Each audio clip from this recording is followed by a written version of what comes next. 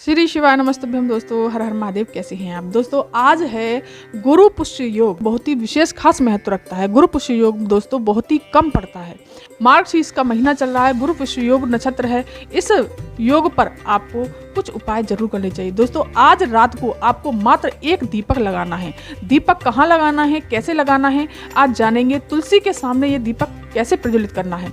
अगर आप अपने परिवार को लेकर के चिंतित हैं, परेशान हैं कि मेरे परिवार को नज़र लग जाती है या मेरे परिवार को कहीं कोई टोना टोटका ना कर दे या किसी ने कर दिया है, आपके यहाँ नेगेटिविटी भरी हुई है, आपके यहाँ नेगेटिविटी का सामना करना पड़ रहा है, आपके यहाँ धन संपदा की कमी है, बहुत समस्याएं झेलनी पड़ रही हैं, तो आज रात को एक दीपक लगाना है। किस प्रकार से लगाना है दोस्तों? पूज्य गुरुदेव पंडित प्रदीप मिश्रा जी की कथा से सुन करके समझ करके गुरु पुष्य योग नक्षत्र के मैं 4 उपाय लेकर के आई हूँ, जो कि आपको शाम तक, रात तक कभी भी ये उपाय कर लेने हैं। चलिए जानते हैं, पहले उपाय की तरफ बढ़ते हैं कि आपको पहला उपाय किस प्रकार से करना है। आपको क्या करना है, एक दीपक ले लेना है। दीपक दोस्तों, या तो आप मिट्टी का दीपक ले लीजिए। अगर आपके पास मिट्टी का दीपक नहीं है तो परेशान होने की जरूरत नहीं है, आप आटे का दीपक भी बना सकते हैं। ठीक है, आपने आटे का दीपक बना लिया। अब उसमें भरना है आपको घी डाल करके आपको उसमें लगानी है आपको गोल बाती। दोस्तों सभी लोग कहते हैं कि लंबी बाती, माता तुलसी के सामने तो लंबी बाती लगाई जाती है, लेकिन आप बता रही हो कि गोल बाती लगानी है। गोल बाती इसलिए लगानी है कि स्थिरता के लिए, कि माता लक्ष्मी का, तुलसी माता का हमेशा आपके यहाँ वास रहे, स्थिरता से वो बनी रहे और आपके यहाँ जो गलत नज़र है, गलत चीज़ें हैं, वो बिल्कुल बाहर चली जाए और माता लक्ष्मी का आपके यहाँ हमेशा वास रहे, सुख शांति आपके यहाँ बनी रहे। स्थिरता के लिए ये गोल बाती लगाई जाती है। अब चलिए जानते हैं, आगे बढ़ते हैं। अब आपको लेना है एक तुलसी जी का पत्ता। तुलसी की क्यारी में कोई ना कोई पत्ता आपको तुलसी जी का, माता रानी का पड़ा हुआ मिल जाएगा। उस पत्ते को ले लेना है। थोड़ी सी हल्दी ले लेनी है। हल्दी का में पानी डाल करके थोड़ा पेस्ट बना लीजिए। पेस्ट बना करके उस तुलसी के पत्ते पर एक बिंदी लगा देनी है। थोड़ा थोड़ा गोल गोल उस तुलसी के पत्ते पर लगा देना है। लगाने के पश्चात वो तुलसी का पत्ता वहीं माता तुलसी के पास में रख देना है। ओम नमो भगवते वासुदेवाय नाम मंत्र का जाप करना है जब आप बिंदी लगाएंगे, और श्री हरि विष्णु का स्मरण करना है। वो तुलसी का पत्ता वहीं तुलसी जी के पास में रख दीजिए। उसी के पास में ये जो दीपक आपने लगाया वहीं पर प्रज्वलित कर देना है। ओम नमो भगवते वासुदेवाय मंत्र का जाप करना है। और उस दीपक के नीचे एक बात का विशेष ध्यान रखिएगा कि स्थान जरूर देना है। उस दीपक के नीचे कुछ दाने चावल के आपको रख देने हैं। दोस्तों इस उपाय को करने से आपके यहाँ कभी भी कोई अशांति नहीं आएगी, टोना टोटका की भी कोई दिक्कत नहीं होगी और नज़र नहीं लगेगी। सुख शांति आपके घर में बनी रहेगी। धन लक्ष्मी आपके यहाँ सदा के लिए विराजमान होंगी। दोस्तों बहुत ही सुंदर सा उपाय है, आप करके देखिएगा। अब चलिए जानते हैं दूसरा उपाय। दूसरा उपाय है दोस्तों धन प्राप्ति के लिए। अगर आपके यहाँ धन संपदा आ रही है तो रुक नहीं रही है, या कर्जा बहुत बढ़ रहा है, धन से जुड़ी हुई बहुत ही जो भी समस्याएं हैं, उसके लिए आपको ये उपाय करना है। आपको क्या करना है, लाल चंदन ले लेना है। ठीक है, आपने लाल चंदन, माता लक्ष्मी को बहुत ही प्रिय होता है, आपको लाल चंदन ले लेना है। एक तांबे का कलश लेना है, उसमें जल भर लेना है। जल भर करके आपको सीधे मंदिर में पहुंच जाना है, देवादिदेव महादेव के शिव मंदिर, शिवालय।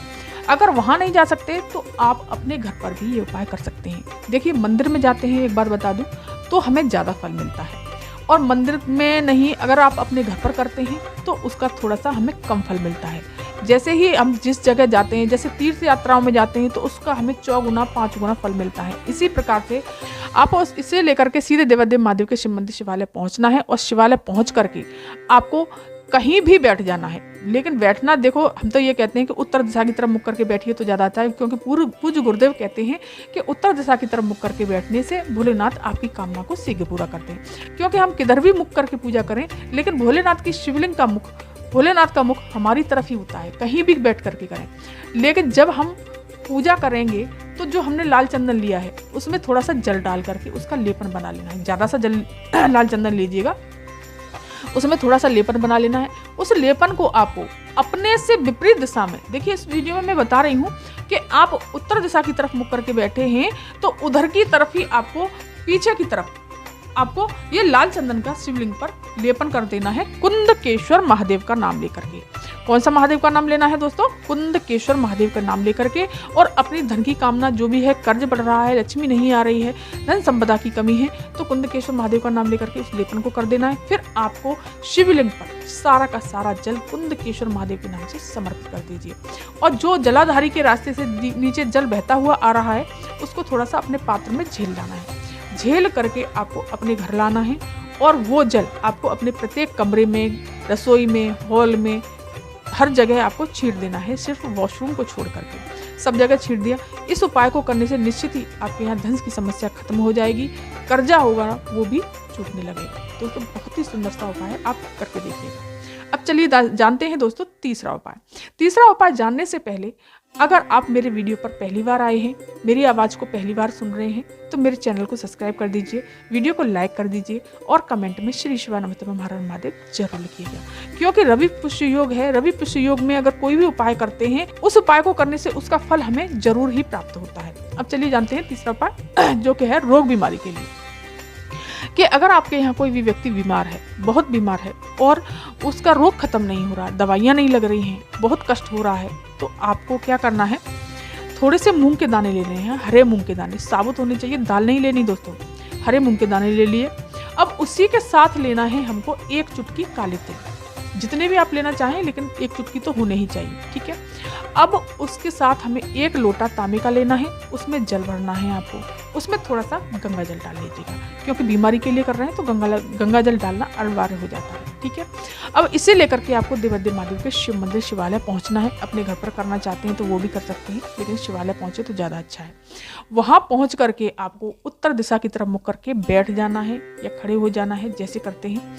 वो जो मूंग के दाने कुछ दाने लेकर के गए हैं वो माता अशोक सुंदरी के स्थान पर रख दे हैं, समर्पित करने हैं और नाम लेना है भगवान भोलेनाथ का, अवधूत जो स्वरूप है भोलेनाथ का, अवधूतेश्वर महादेव का नाम लेना है, स्मरण करना है और वो मूंग के दाने वहां समर्पित कर देंगे। और फिर आपको काले तिल को आपको अभी अपने पास ही रखने हैं, काले तिल अभी कहीं समर्पित नहीं करने। फिर आपको जल भर करके 1 लोटा जल भोलेनाथ की शिवलिंग पर अवधूतेश्वर महादेव का नाम लेकर के समर्पित कर देना है। जो जलाधारी के रास्ते से जल नीचे बह करके आ रहा है उसको थोड़ा सा हमें झेल लेना है। झेल करके फिर उसके बाद में हमें जो हाथ में काले तिल हैं आपके सीधे हाथ में, उसे भोलेनाथ की ठीक ऊपर, भोलेनाथ की पूरी शिवलिंग पर आपको समर्पित कर देना है ये काले तिल। और उस व्यक्ति का नाम और गोत्र बोलना है, जो व्यक्ति आपके यहाँ रोगीला है, बीमार रहता है।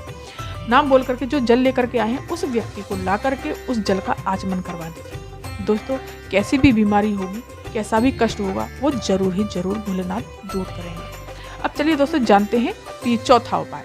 चौथा उपाय है कि अगर आप पति पत्नी में झगड़े होते हैं और इतने झगड़े होते हैं, टेंशनें बनी रहती हैं, या परिवार में लड़ाइयाँ हो रही हैं और वो लड़ाइयाँ ख़त्म नहीं हो रही हैं। ज़रूरी नहीं है कि एक व्यक्ति सही है तो दूसरा व्यक्ति भी सही होगा, नहीं, कभी कभी ऐसा होता है कि सामने वाला व्यक्ति सही नहीं होता, लेकिन वो अपने आप को ये समझता है कि मैं सही हूँ, ये गलत है। तो आपको इसलिए एक उपाय जरूर करना चाहिए। आपको ले लेनी है 1 बेलपत्र और 1 तांबे के कलश में जल भरना है और इसे लेकर के भोलेनाथ के शिव मंदिर पहुंच जाना है। पहुंच करके वहां पर आपको उत्तर दिशा की तरफ मुख करके खड़े हो जाइए और जो कटी भाग है, जो माता रानी का हस्तकमल है, जिसे हम प्यार से कटी भाग बोलते हैं, वहां पर वो बेलपत्री समर्पित कर देनी है और आशुतोष महादेव का नाम लेना है। कौन से महादेव का नाम लेना है दोस्तों? आशुतोष महादेव का नाम लेना है। वो बेलपत्ती कटी भाग पर समर्पित कर देनी है और फिर पूरा का पूरा जल आपको भोलेनाथ की शिवलिंग पर श्री शिवानंद मंत्र का जाप करते हुए समर्पित कर दीजिए।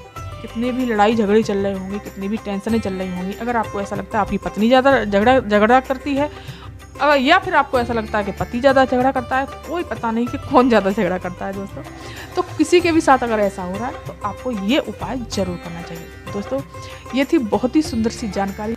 गुरु पुष्य योग पड़ रहा है तो आपको इस दिन ये उपाय करने से नहीं चूकना है। दोस्तों ये थी जानकारी आज की। अगर ये वीडियो, ये जानकारी आपको पसंद आई हो तो चैनल को सब्सक्राइब, लाइक और शेयर, कमेंट में श्री शिवानंद हर हर महादेव जरूर लिखिएगा। धन्यवाद।